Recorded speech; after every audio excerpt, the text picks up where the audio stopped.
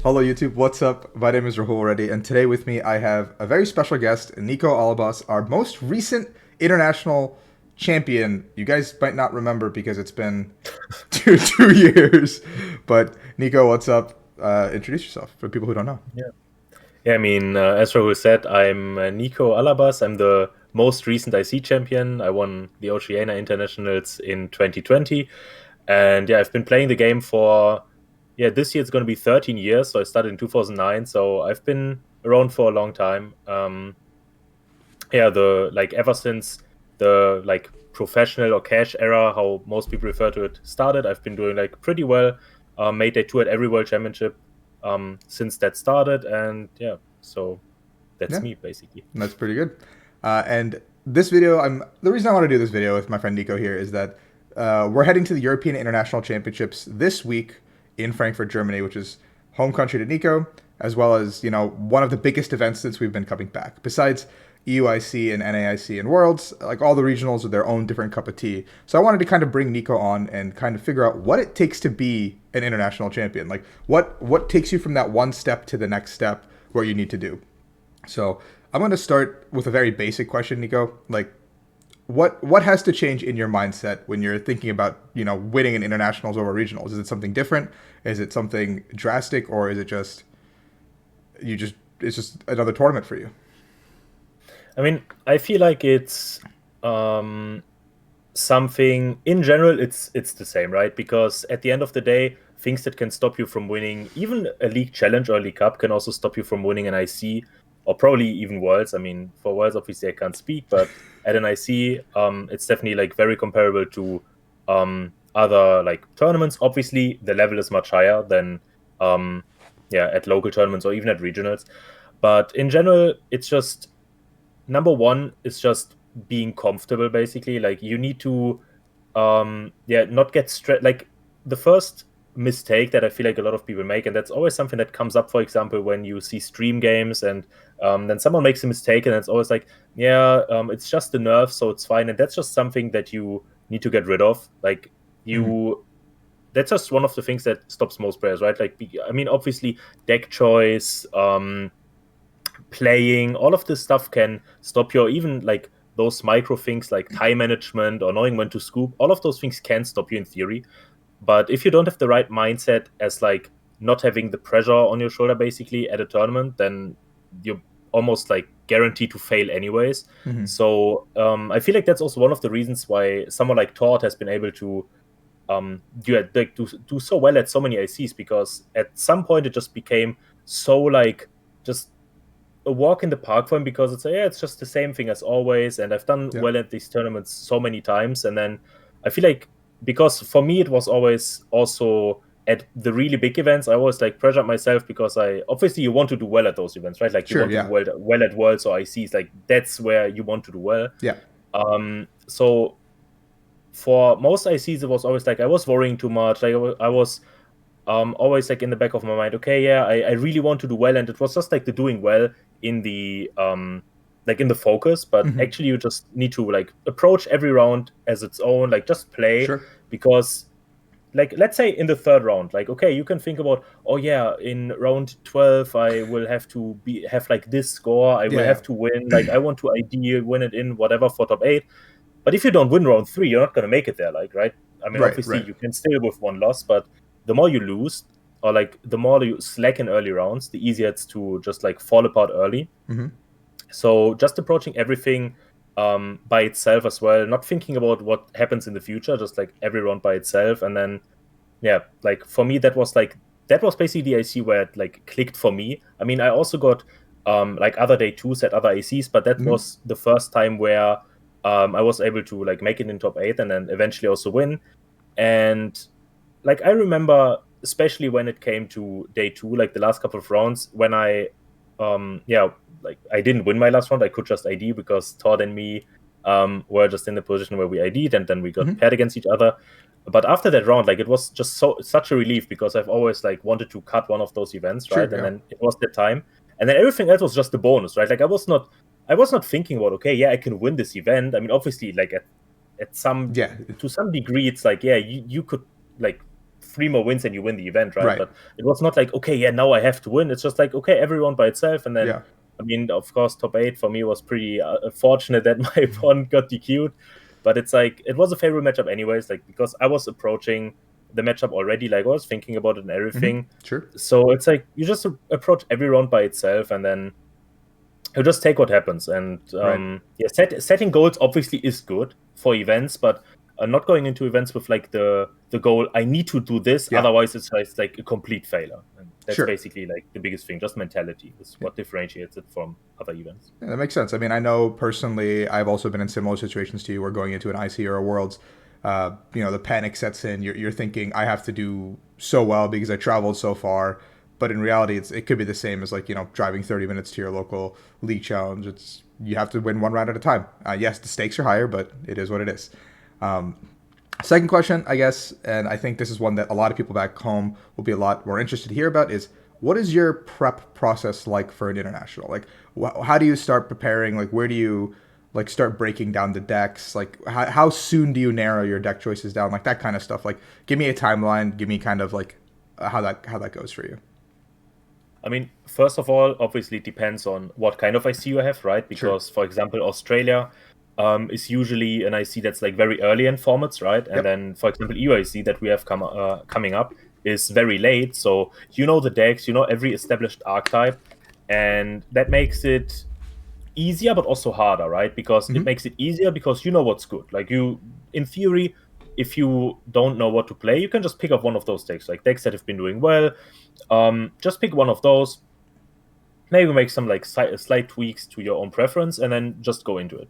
But then obviously, if you have to build like a completely new format, and like the last OCAC was also Yep. very unique in terms of that our rule set in itself also changed, right? Because we went from being able to use a supporter on turn 1 Yep. to only the player going second being able to use a supporter on turn 1. So that also played a big factor. So for that, I feel like it was much more preparation, because I remember I played with Fabian for like a solid month. Like we were just testing, and then obviously the more like deck testing came in Australia. Like we usually, like I usually try to arrive at least like 1 to 2 weeks before in Australia, and then in like North America or in Latin America, it's usually like a week, because you can get adjusted to like the climate, you get adjusted to the time zone, because obviously that can all play a big role in doing well at those events. And then, but when it comes to testing, number one is there should not be a timeline when it comes to preparing for a tournament, Sure. right? Like you should, if you're in a season anyways, right? Like you always want to do well. Like there's not just, you can't just pick out one tournament and be like, yeah, I want to do well at this tournament, and the rest of the season I'm gonna chill. So it just makes sense to always like grind PTC Joe. I mean, obviously leading up to the tournament itself, you play much more. Yeah. Sure. But you should always like at least play a couple of hours per week. And then yeah, before NIC, it's probably like 2 to 3 weeks before it's when you start to really focus on the tournament. Depending obviously if there's like a tournament before, because you can't focus on the AC if there's like a regional 1 or 2 weeks Sure. before, then obviously you have to take that tournament into consideration as well. But then the really hard prep is usually like yeah, a week before, and then but by then obviously you have like a very selected amount of decks, and you're like very close to perfecting the list that you want to take into that tournament. So usually that's approximately where we try to be with our testing group. Sure. That makes sense. Um, what's another one? Okay, so while you're at the IC, or for example, like now that you've traveled there, you've gotten there, does the mindset, does the deck, does anything change? Like, what is like, let's say, has there ever been an instance in your IC career where like last minute you decided to kind of throw all this prep out the window and go with something brand new? Has that ever happened to you? Has that ever been an option, or do you always stick to your guns, your practice? I mean, it's like it definitely has happened. I feel like for every player that has been playing for like a couple of years, it happens at some point, right? Like Yeah. everyone always preaches, yeah, take the deck you're comfortable with, but none of like the top players actually sticks to it, right? Like everyone usually does like some shenanigans, and obviously I'm also like in a very unique spot, right, where I'm part of the testing group with the best player in the world, which is Todd, right, and also another couple of fantastic players, right? Like basically half the players in my testing group have at least one IC. So it's like, which is a crazy um, statistic.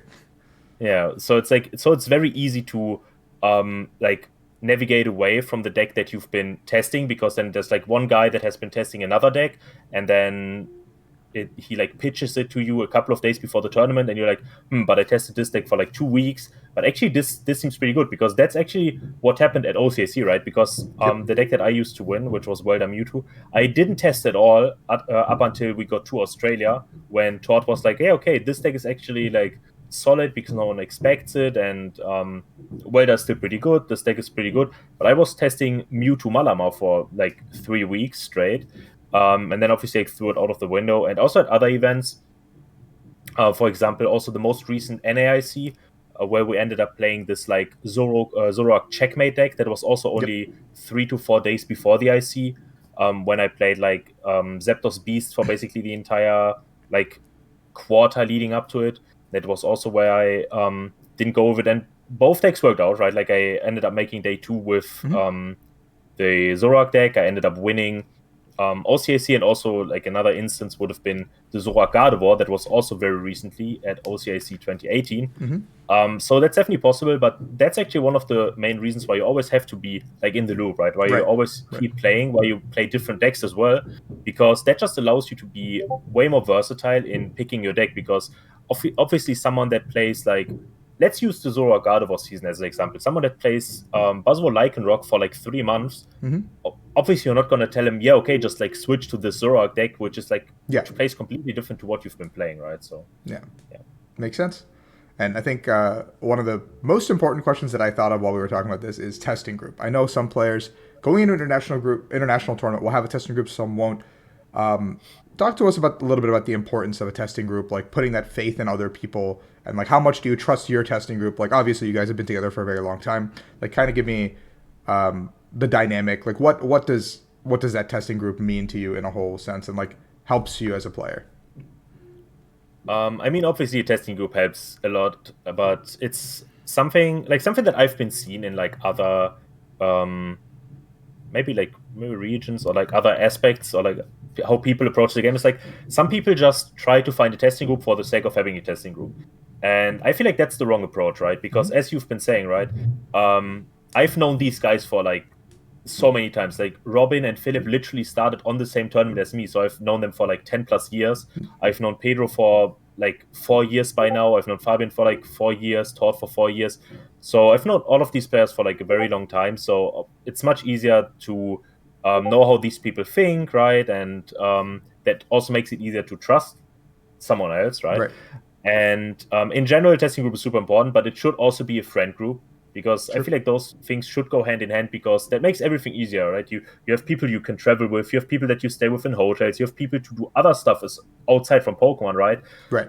And obviously you have the testing. And I think it's much more important. Like I feel like a lot of people have this mindset, or I've heard it from a lot of people, not just in Pokemon but in general, that it's like surround yourself with people that are better than you. And I don't think that's like 100% correct. Yes, it helps if people are better than you, but it also helps if you have friends that you can all just like pull up each other to a similar level, and then you can just work from that on, right? Because Right. no one in the game started as being the best player or started as like a top player. Everyone got there somehow, and all of these people, if you ask them, they all have people that they've known for like years, Yep. and they still stuck with them. And it's not like, oh yeah, this guy, I know him, but yeah, he hasn't improved, because obviously not everyone like dedicates the same kind of Sure. time to the game. But at the end of the day, we're still like friends in the game, like people that you met. Like you're not going to drop them because all of a sudden they got worse at the game or you got better at the game. So and that's just something that people should keep in mind. Testing group is super important, but it also should be a friend group. And yeah, I mean, obviously a testing group helps. Like everything is better than ladder testing on PCGO. Yes, Yeah. it's good. Like it's a good substitute if you don't have anyone, for sure. Like I know a lot of people completely hate on ladder testing, but if you have no one that you can test with, or even if you have a test group but no one is available, still play ladder, because it Yep. still helps you to get more comfortable with your deck, see like other decks or whatever. But at the end of the day, I feel like there's not a single player that has done well internationally or at Worlds that didn't have a testing group, right? So Right. I feel like that just shows how important that is. Yeah, and that testing group can definitely take your game to the next level. And like Nico said, being a friend group, foremost is the most important thing. I know their group loves to play FIFA a lot outside of Pokemon, and everyone's got their own thing with their friends. And so at the end of the day, you want to have someone like a group you can trust and friends to the end of the game kind of thing. Because I mean, whatever happens, I'm excited to see Nico. I know like all of us are excited to hang out, even though we're not in the same testing group, but we're still friends at the end of the day, kind of thing. And so, with that being said, Nico, any final things you want to leave the viewers with? Anything like final tips about ICs before I give you the floor to shout out yourself? Like what would Nico say to someone tomorrow? I guess like going to potentially win an IC. I mean, basically what I said, right? Like, just be confident in your deck choice, even if people like if you're locked into a deck like a couple of days before, like the IC, and you're really like locked in, and people don't offer you, for example, a substitute, because yes, if you have a testing group, someone can come up, okay, this deck is insane, we can win the IC. But if someone just comes to you to say, yeah, your deck is actually bad, you should find something else, don't listen to them. If you're confident in your deck and if you have tested the deck, there's still always a chance that you can do really well, because at the end of the day, play a lot of times wins matchups, even if they are like bad. And then, yeah, I mean, the usual stuff for tournaments, right? Like get a good night of sleep, or ideally the days before as well, so that you're well rested. Eat healthy, because that also plays a very big role. And yeah, be confident in your deck, eat healthy, and don't stress yourself too much during the tournament. Yep, absolutely. Thank you, Nico, for being here. And for everyone watching, where can they find you? Give all your shout outs. I know you do some coaching, all that kind of stuff. So drop all of that now. Yeah, I mean, you can find me on Twitter, which is carrypotter_1, and on Metafy, which is also the same name. I offer coaching, and I feel like, considering my accomplishments, it's also a very, very reasonable price if you compare to other people. And also, maybe like a small, yeah, look to the future. I'm also looking to start streaming occasionally again after EOC, because I've actually played a lot of Pokemon again now that tournaments are back, and I feel like streaming was pretty cool, but I kind of lost interest in playing too much outside of some of the like Players Cups or whatever. But that's also something I want to approach again soon, and yeah. Well, you heard it here, folks. That's how to win an international championship, and that means that with all that information that I have first, I'll probably be winning this weekend. So, thank you guys for watching. I will see you guys for another video later. Peace. Bye.